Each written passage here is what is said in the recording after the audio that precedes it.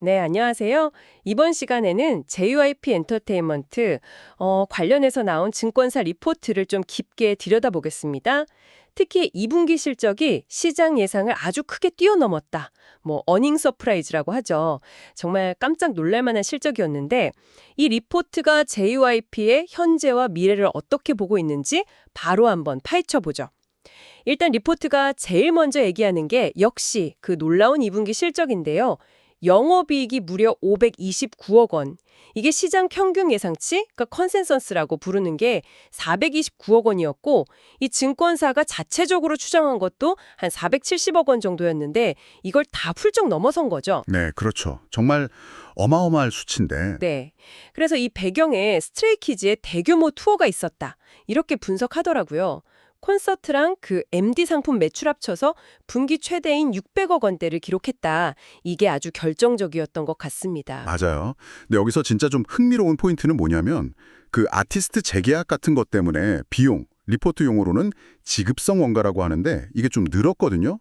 근데 그럼에도 불구하고 영업이익률은 오히려 전분기보다 더 좋아졌다는 거예요. 아, 비용이 늘었는데도요? 네, 단순히 그 비용 증가를 그냥 상쇄한 정도가 아니라 뭐 해외 MD 라이센싱 매출 이런 게 확 늘면서 수익 구조 자체가 더 탄탄해졌다. 뭐 이렇게 볼 수 있는 신호죠. 그렇군요.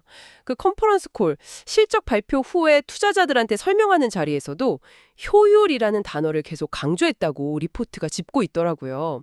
단순히 막 매출만 늘리는 게 아니라 이제 수익성을 정말 제대로 관리하겠다. 이런 의지 같아요. 네, 바로 그겁니다. 구체적으로는 MD 사업 쪽 전략을 좀 바꾸고 있는 걸 주목하는데요. MD라면 그 아티스트 상품 말씀이시죠? 네네. 그 해외 파트너들이랑 IP 라이센싱, 그러니까 지식재산권 사용 계약을 더 공격적으로 늘리고 동시에 뭐 재고 관리나 배송 같은 그런 판관비 쪽에서는 비용을 줄이려는 효율화하려는 움직임이 있다는 거죠. 아, 그러니까 단순히 상품 많이 파는 걸 넘어서 그 과정 자체를 좀 더 효율적으로 만들어서 이익을 또 남기겠다. 이런 전략이군요. 정확합니다. 실제로 2분기 실적 좋아진 거 뜯어보면 스키즈랑 다마고치 콜라보한 거, 또 라이브네이션 통해서 판 MD, 트와이스랑 산리오 캐릭터 협업 상품 같은 것들, 이런 IP 라이센싱 기반 MD 매출이 이익률 올리는데 진짜 큰 역할을 한 걸로 보여요. 그래서 리포트에서는 이런 효율화 작업이 잘 되면 JYP가 예전에 보여줬던 그 높은 영업이익률, OPM이나 자기자본 이익률, ROE 같은 걸 다시 회복할 거다. 이렇게 좀 기대하는 분위기인 거죠. 네, 그래서 이런 MD 중심의 효율화가 잘 먹힌다면 올해 하반기 그리고 내년까지도 이익률이 꾸준히 좋아질 거다 이렇게 긍정적으로 보고 있고요. 아, 그리고 또 하나 중요한 투자 포인트를 꼽는 게 전 세계 스테디움 투어가 가능한 IP를 두 팀이나 갖고 있다는 점. 스트레이키즈하고 트와이스요. 이것도 계속 강조하더라고요. 그렇죠. 그건 정말 무시 못할 자산이니까요. 물론 그 아티스트 재계약하면서 비용 부담 늘어나는 건 분명히 좀 신경 쓰이는 부분이긴 하죠. 네, 그건 리스크 요인이긴 하죠. 근데 리포트는 MD 같은 이런 간접 매출을 더 늘려서 충분히 그 비용 증가 효과를 상쇄, 그러니까 해지할 수 있다 이렇게 판단하는 것 같습니다. 그래서 이런 분석들을 다 종합해서 목표 주가를 기존보다 좀 올려서 10만 원으로 제시했고요. 투자 의견은 매수, BUY를 유지했습니다.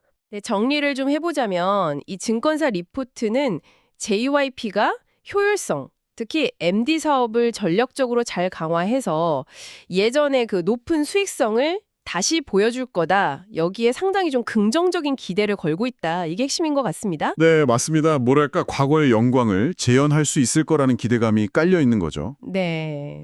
근데 여기서 한 가지 좀 더 생각해 볼 만한 거리는 있는 것 같아요.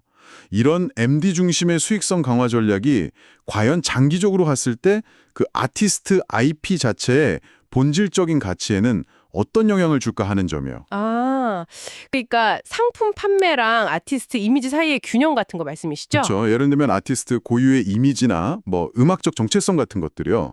상품 판매를 너무 강조하다 보면 혹시 그런 가치가 희석될 수도 있지 않을까? 뭐 이런 고민이죠.